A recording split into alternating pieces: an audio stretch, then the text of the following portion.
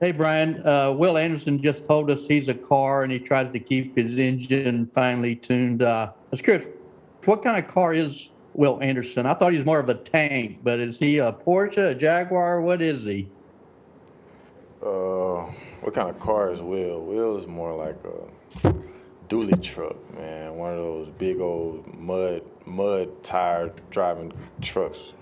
I can't really explain it, but he one of them guys who, what I'm saying, you can get real dirty, get himself up and just, get ready to do what he did all over again. So, that's what you use those big dually trucks for off road, type of stuff. So. Next, we'll hear from Charlie Potter. Charlie? Hey, Brian.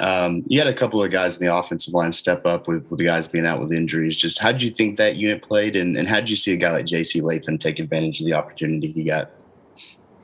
I mean, that's been the story with our, offensive unit all year, with guys going down and guys having to step up. So, with JC coming in the game and, he did a lot of great things for us, during the game. And, I was just, happy for him. I told him during the game, I was just like, this is your moment, don't turn back, just do everything you got to do to help this team win. And I felt like JC did that in the game.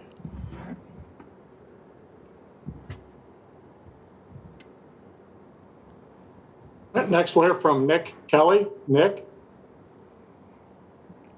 Brian, for last game, obviously it's last game, and this game is a new game, but what kinds of things do you guys want to replicate offensively that worked last time? Being real dominant up front. That's the main thing for our offense. Be the most physical team up front. And that'll just open up everything for us in our offense. The running game. Just stay consistent. Give the quarterback time to make plays in the passing game. Just really just being the most dominant team up front.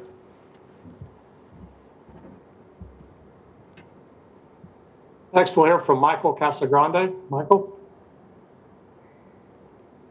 Yeah, Brian, when talking to Will, he was talking about kind of putting the previous game with Georgia in the past. What's the balance for you in terms of flushing some of the success of that game and the lessons you learned from it to try to take advantage of that for the second time?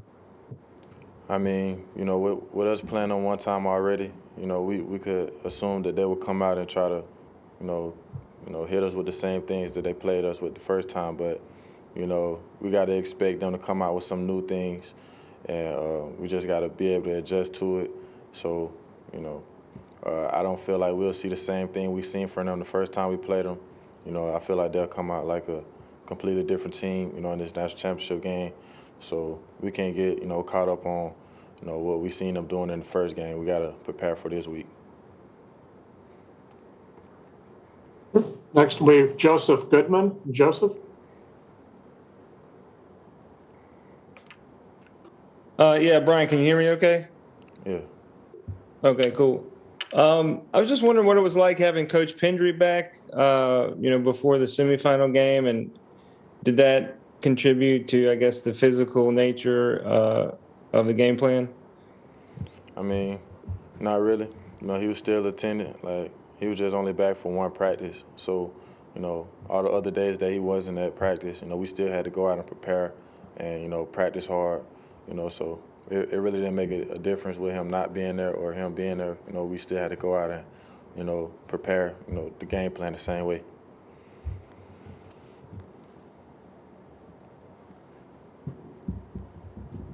Next will be Chip Howard. Yep. Brian, last year when you were watching Najee Harris, it looked like he kind of turned it up at the end of the season and was a big difference maker. What did you learn from that run last year that he had? I mean, just knowing how critical these games are. It's win or go home, and when it's all on the line, you just got to go out there and just give it your all to make sure you and the team, that's got to go home, man. And as long as you, giving everything you got in your power to help this team win, everything else will just fall in place for you. And, that's kind of what I saw Najee do. And, and I'm trying to kind of pick up where he left off at. Next will be Lyndon Blake. Lyndon?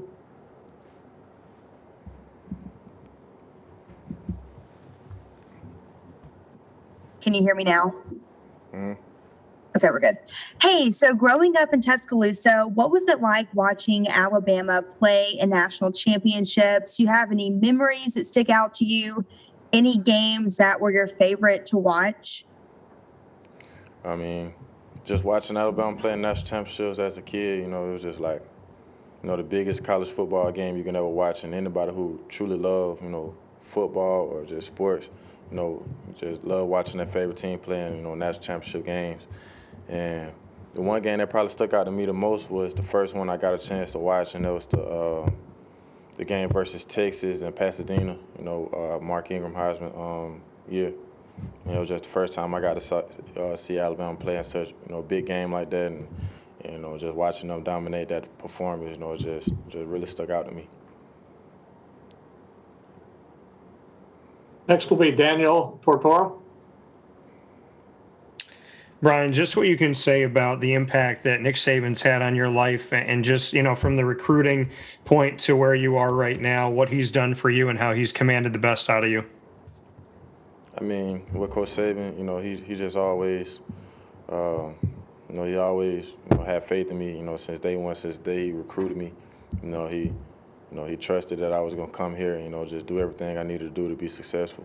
And just since my time here, I can say he's done all of that. He's done everything in his power to just help me, just continue to grow, on and off the field.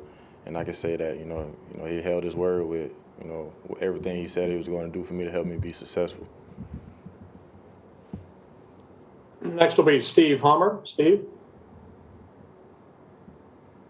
Yes, hi, Brian. How surprised are you to know that you guys are still an underdog to a team that you beat fairly handily a month ago, and do you think that might be another little boost for you all? I mean, being an underdog is, it's just one of those normal feelings, Sometimes we always feel like the underdog even when we, expected to win a game, just a mindset that our team have, just a mindset that our team live with, just always having that underdog mindset. So I feel like, we'll be motivated. We'll come out, with the underdog mentality, we'll be ready to play.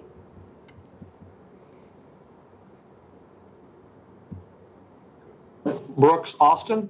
Brooks? Yeah, Brian, I'm just curious. This year, your half of your career statistical carries and production have come in one single year after 5 years at Alabama. So I guess my question is, how did you mentally and physically prepare to carry the workload this year for Alabama? And my second question would be, how did you mentally handle those years of knowing that your opportunity will eventually come? I mean, obviously, I knew that the workload was going to increase tremendously, so I had to prepare for that in the off season. I had to spend extra time, training and, just conditioning my body, preparing myself to play a season that, I really didn't know what to expect. I just knew that I was going to, be expected to do a lot more. So I had to, kind of put myself in position to do that. And from the following years, just, as the years go by, I just felt like I couldn't waste that time, just because I wasn't playing a lot or on the field as much as I wanted to be. I still had to train. I still had to prepare the same way as if my opportunity was going to come at any moment. And, with this being my opportunity now, I just felt like I prepared myself for it over the years by, working hard and just still training hard. Next, we'll hear from Mark Weiser. Mark?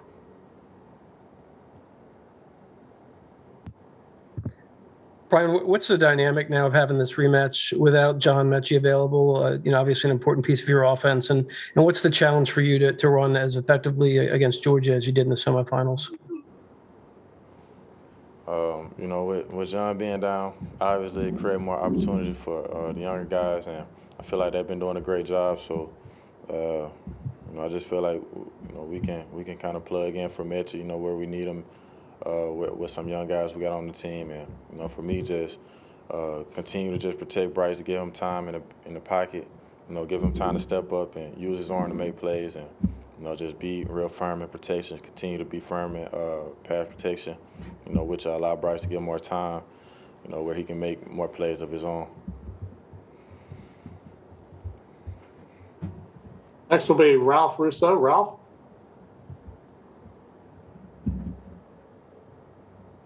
Good afternoon, Brian. You mentioned sort of your path and how you had to be patient to get the spotlight. When you talk to recruits, guys coming onto campus for visits and things along those lines, maybe guys who are your friends, how do you tell them, or maybe how would you describe to them the experience of, even though maybe you don't play as much at Alabama at first, you're still getting better? Do you impart that to people to kids who are considering Alabama, that, hey, like, your patience will pay off because even if you're not playing, you're still improving? Well, sometimes I had to explain to some of these recruits that everything is not going necessarily be handed to you, but everybody has their own story. Some people have just different opportunities. Some guys come in and they're granted the opportunity after their freshman or sophomore year. Some guys like myself had to wait 4 years beside 4 or 5 great players before we really get the opportunity to play. But everybody's story is just different. But regardless of when your opportunity gonna be granted to you, you still gotta be prepared for it. Like when they open the doors for it, if you're not ready for the opportunity and you didn't prepare yourself for it, then you waste your time complaining. So I just spent less time complaining about when I was gonna get an opportunity, and just spent more time training and working towards what I was gonna do when I did get the opportunity. All right. And our final question for Brian comes from Chris Lowe. Chris? Hey, Brian. Coach Saban said earlier that he felt like, you never want to lose a game, but the A&M loss was probably good for you guys in a way that it just sort of propels you guys to play a lot better, closer to your standard. What along those lines did you see after that loss that helped you get to where you guys are right now?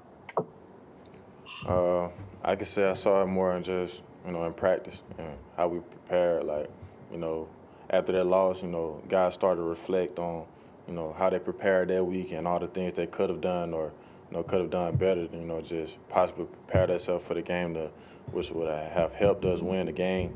And, guys just had to start preparing better, just working harder and, just spending more time in the film room, just continue to learn and continue to get better, so that we don't, let those same mistakes come up in the next game, that affected us in the game versus A&M. Medical Properties Trust, at the very heart of healthcare.